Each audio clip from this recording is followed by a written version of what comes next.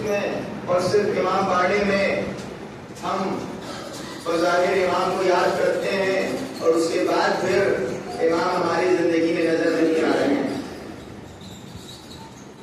وہ امام جو یہ فرما رہے ہیں وَلَا نَاسِينَ لِذِكْرِكُمْ، اگر امام کے ساتھ جڑ جائیں گے تو حیات باقی رہے گی. اگر امام کے ساتھ اپنی زندگی کو جوڑ دیں گے تو ہم ہمیشہ باقی رہیں گے. دیکھیے ہم قطرے آب کی طرح ہیں، اہل بیت دریا کی مانند ہیں. اب ہمیں ایک سونے کے ظرف میں لے کے رکھ دیجیے، چاروں طرف لائٹ جلا دیجیے، اس قطرے آب سے اگر پوچھے گا وہ یہ کہے گا نہیں ہماری جگہ یہاں نہیں ہے، ہم تو چاہتے ہیں کہ دریا میں ہمیں بہا دیا جائے،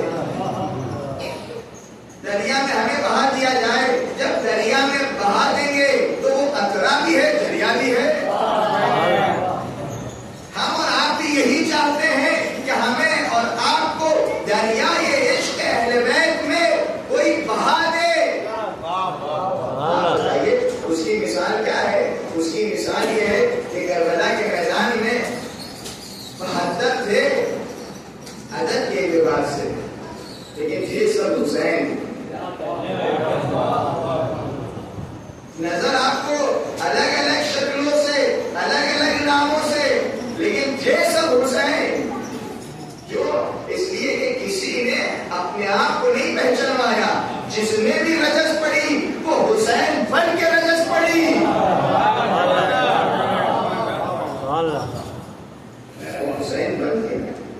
اسی لیے دیکھیے جو کربلا کے میدان میں ہیں ان کے اگر دل سے پوچھے تو وہ یہ کہیں گے ہمیں جنت سے کیا مطلب، ہمیں جنت سے کیا لالچ. کیوں؟ اس لیے کہ ان کو جنت دکھا دی گئی تھی. اگر نہ دکھائی ہوتی تو آپ کہتے کہ جنت کے لالچ میں امام حسین کے ساتھ آئے ہیں. تو امام نے یہی تو کہہ دیا یہ جنت ہے، یہ جنت میں تمہارے مقامات ہیں، چاہے تم یہاں میرے ساتھ بھی نہیں رہو تب بھی تمہیں جنت بھی نصیب ہوگی، جنت کے یہ درجات ملیں گے. جواب کیا ملا؟ جواب کیا ملا؟ کیا ہے مولا اگر انا نقتل ثم نحیا ثم نزحا فی الہوا ما ترکناک یا حسین. اے مولا اگر ہمیں قتل بھی کر دیا جائے، اگر ہمیں جلا بھی دیا جائے، اگر ہماری خاکستر کو ہوا میں اڑا دیا بھی جائے تب بھی آپ کو ترک نہیں کریں گے. یعنی ان کے لیے جنت ذات امام ہے. بس یہی بتانا چاہے امام سے جڑ جانا یعنی دنیا کی تمام خوبیوں سے جڑ جانا ہے. ان کو جنت کی لالچ نہیں ہے، ہمارے اور آپ کو بھی جنت کی لالچ نہیں ہے. ہمارے اور آپ کو بھی یہی ہے کہ مولا جیسے میں نے اکثر کہا ہے ہم اور آپ ایران جب جاتے ہیں تو مسجد مقدس سے جمکران ضرور جاتے ہیں. وہ ایسی مسجد ہے کہ جو امام سے منسوب ہے، لیکن آپ کے شہر لکھنؤ میں بھی ایک ایسی مسجد ہے جو امام سے منسوب ہے. کتنی بار جاتے ہیں وہاں. خدا کی قسم جب دل گھبرائے آپ غار کی کربلا چلے جائیے. آپ جب زینہ اترتے ہیں نا لگتا ہے امام کھڑے استقبال کے لیے بہت دیر کرتی ہے، اور جب مصلی عبادت بچھا کر امام کی سلامتی کی دعا کرتے ہیں اس کے بعد ایسا لگتا ہے کہ جتنی مشکلات تھی وہ حل ہو گئی. کیوں؟ اس لیے کہ بے نام امام ہم وہاں پہنچے ہیں، بے عشق امام وہاں پہنچے ہیں، بے یاد امام وہاں پہنچے ہیں. وہ امام کہ جو بن مانگے ہمیں عطا کرتا ہے، اب مانگنے کے لیے کہے تو نہیں عطا کرے گا. ہم اہل بیت کے ماننے والے ہیں، ہم ائمہ اطہار کے ماننے والے ہیں، جو بن مانگے عطا کرتے ہیں، جو بن کہے عطا کرتے ہیں. تو امام کے ساتھ جڑ جانا مزہ کرا و نراج. اگر امام کے ساتھ جڑ جائیں گے تو ہمیشہ باقی رہیں گے. تو یہ ہمارے اور آپ کی آرزو رہنی چاہیے، یہ ہمارے اور آپ کی خواہش رہنی چاہیے. آپ بتائیے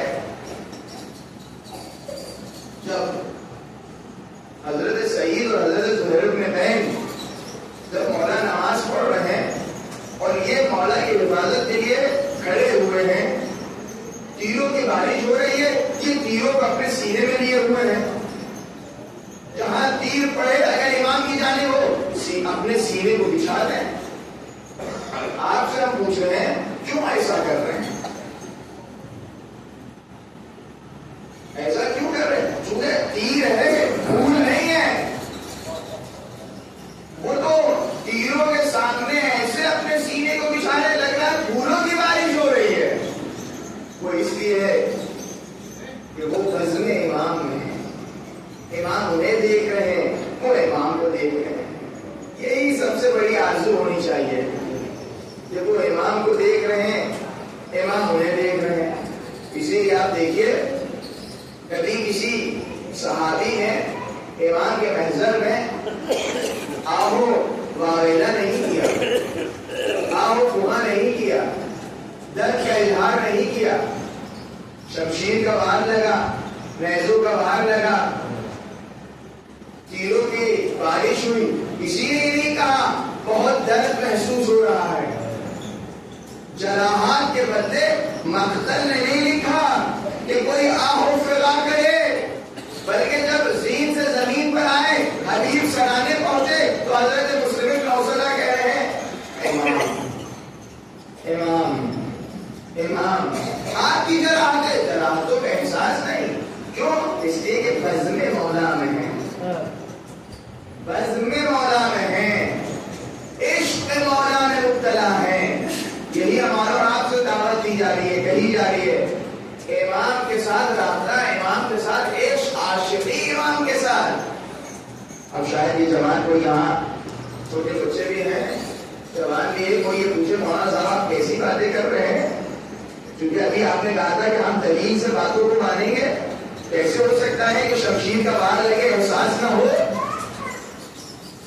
تیروں کی بارش ہو جائے احساس نہ ہو، نیزے کا وار لگے احساس نہ ہو، انسان کو درد محسوس نہ ہو؟ ابھی آپ نے کہا تھا دلیل سے بات ماننی چاہیے، تو ان کے لیے دلیل قرآن۔ جب جمال یوسف کو دیکھ لیا، انگلیاں کاٹ لی، پتہ نہ چلا۔ یہاں تو یوسف زہرا موجود ہے۔ ایک سلامات پڑھیے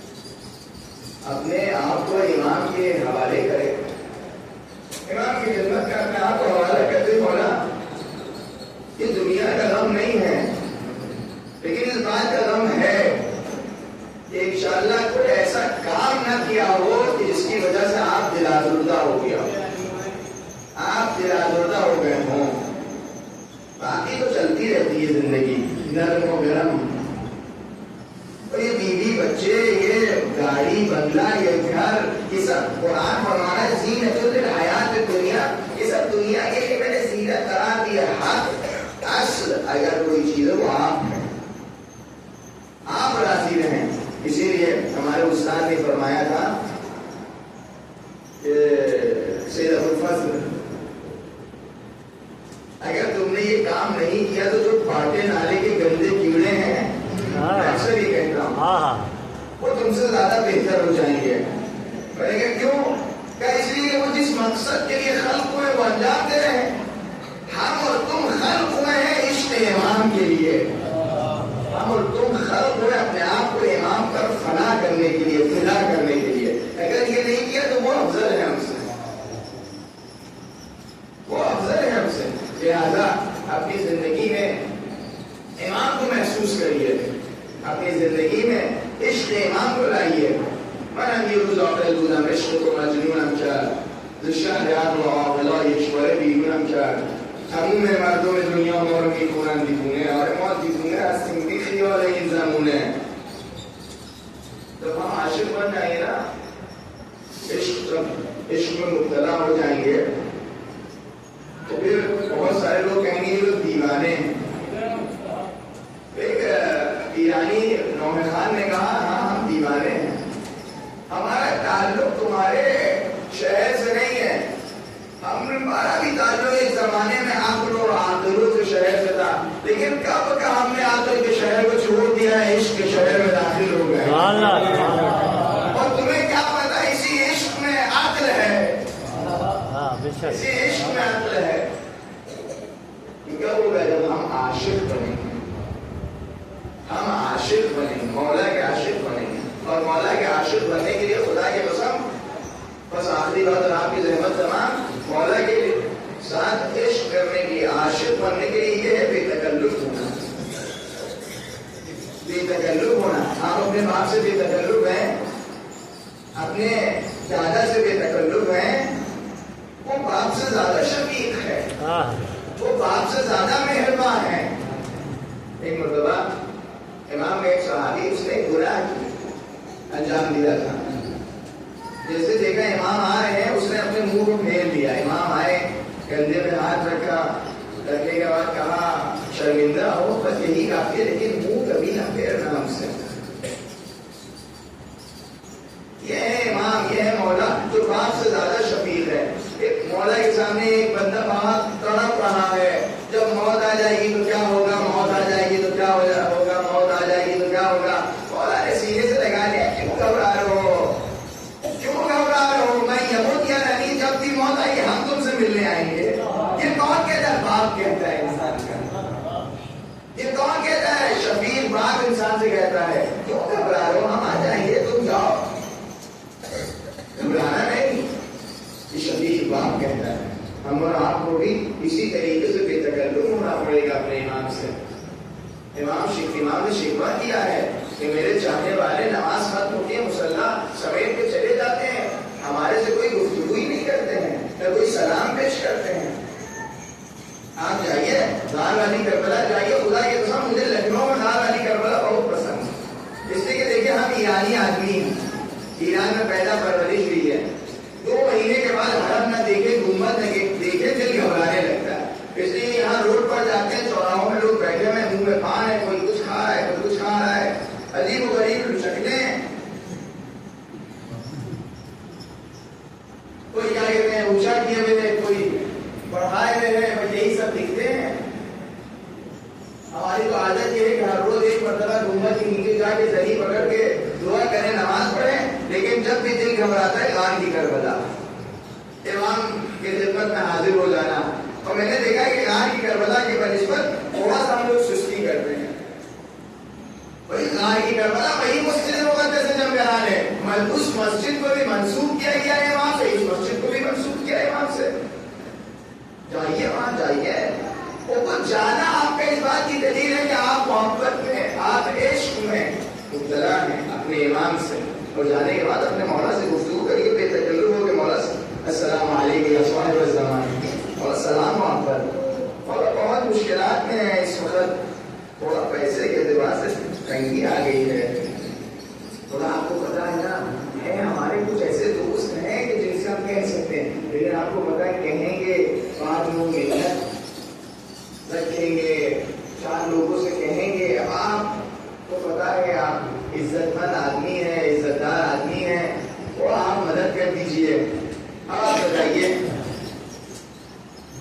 اس لیے کہ مولا نے یہ فرمایا، ائمہ اطہار نے فرمایا نمک کی بھی ضرورت ہو تو ہم سے مانگنا، غیروں کے دروازے میں جانے کی ضرورت نہیں ہے. غیروں کے دروازے، ہم اور آپ کیا ہے؟ سب سے پہلے درخواست محلے کے مولانا کی خدمت کرو. مولانا صاحب یہ شادی ہے، یہ تصرف کر دیجیے، وہاں جمع کرنا ہے، وہاں جمع کرنا ہے. بھائی ہمارا اور آپ کے سرپرست ولی موجود ہیں. یہ تب ہوگا کہ جب ہمیں احساس ہو کہ ہاں ہمارا تعلق اپنے مولا سے ہے، وہ ہمارا سرپرست ہے، وہ ہمارا آقا ہے، وہ ہمارا مولا ہے، ہم معموم ہیں. ایک سلامات کوئی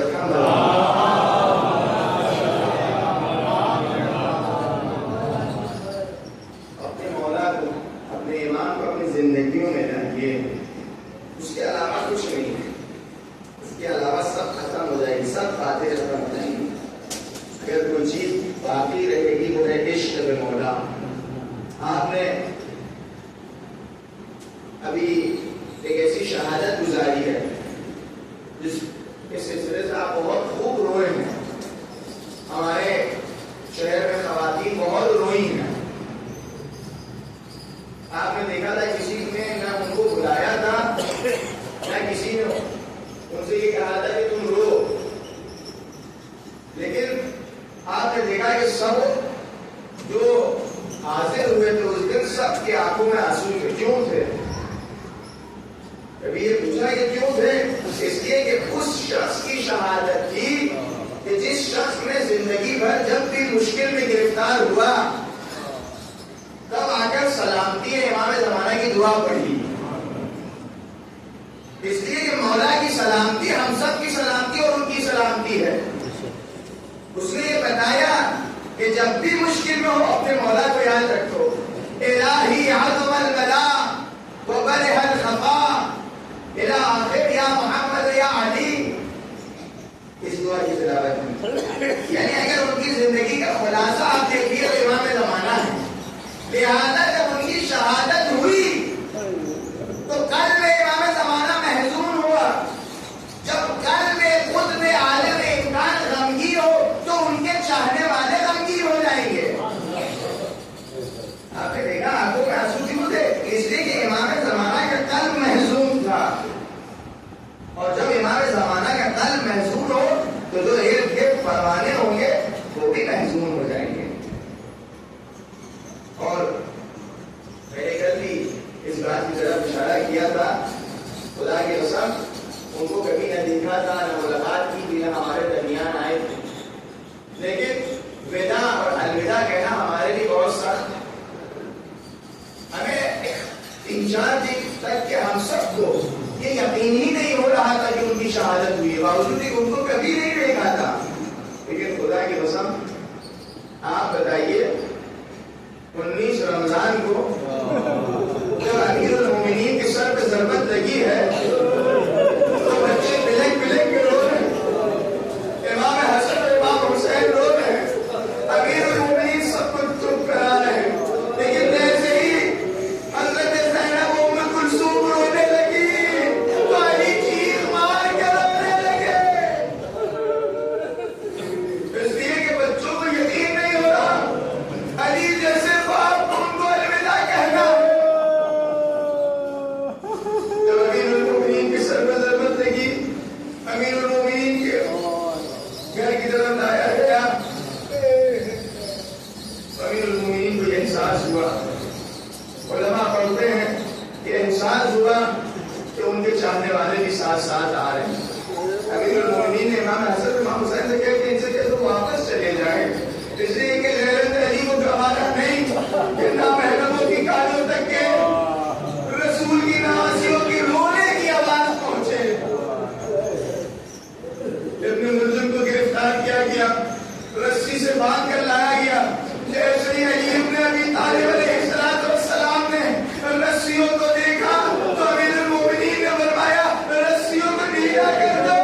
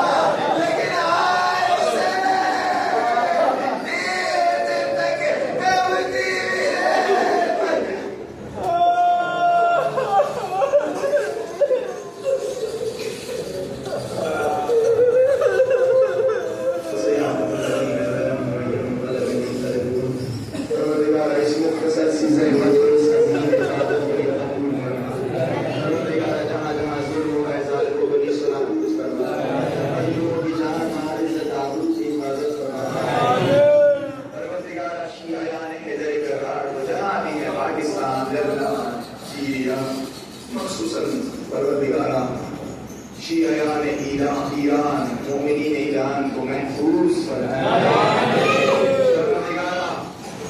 مراجع اعظام، مجتہدین، علماء، طلاب، مومنین جو اس وقت ایران میں ہیں، پروردگار ان سب کی جان، مال، عزت، آبرو کی حفاظت پروردگار. نتنیاہو، ٹرمپ، آل سعود، جو لوگ بھی ان لوگوں کے ساتھ ان کے قلب ملے ہوئے ہیں، پروردگار ان سب کو نیست و نابود، سب کو واصل جہنم فرمائے. بعض ایسے ہیں کہ جو ابھی بھی ان کے لیے حق واضح نہیں ہے اور وہ عجیب و غریب باتیں کرتے ہیں. پروردگار اگر قابل اصلاح ہے تو اصلاح فرمائے، اگر قابل اصلاح نہیں ہے تو جلد از جلد ان کو اٹھا لے تاکہ گناہ ان کے کم ہوں. شیعیان ایران خصوصاً ابھی جو آیت اللہ سید علی خامنئی کے جو جانشین بنے ہیں، ان کے بیٹے، ان کے فرزند بزرگوار، پروردگارہ ان کے جان کی حفاظت فرمائے. آیت اللہ العظمی سیستانی کی جان، مال، عزت، آبرو کی حفاظت فرمائے. شب قدر ہے، ایام شبائے قدر ہے، ایام عزائے امیر المومنین ہے. 5 مرتبہ اس آیت کی تلاوت کریے کہ اس نیت سے کہ انشاءاللہ جلد از جلد مومنین ایران کی حفاظت ہو سکے اور امریکہ اور اسرائیل کی سنابود ہو سکے. بسم اللہ الرحمن الرحیم.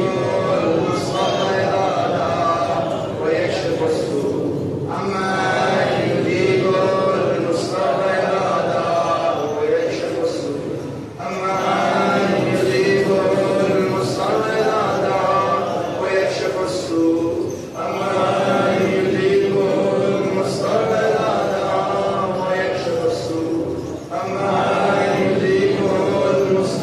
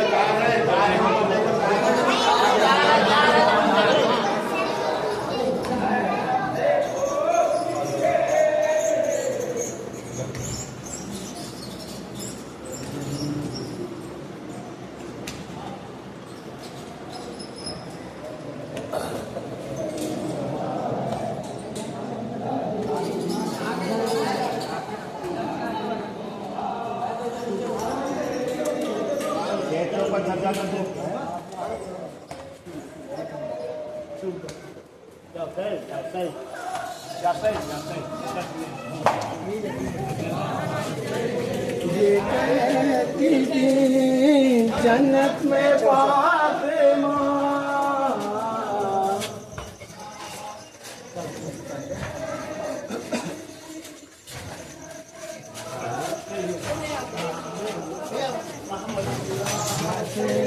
یہ کہتی تھی جنت میں فاطمہ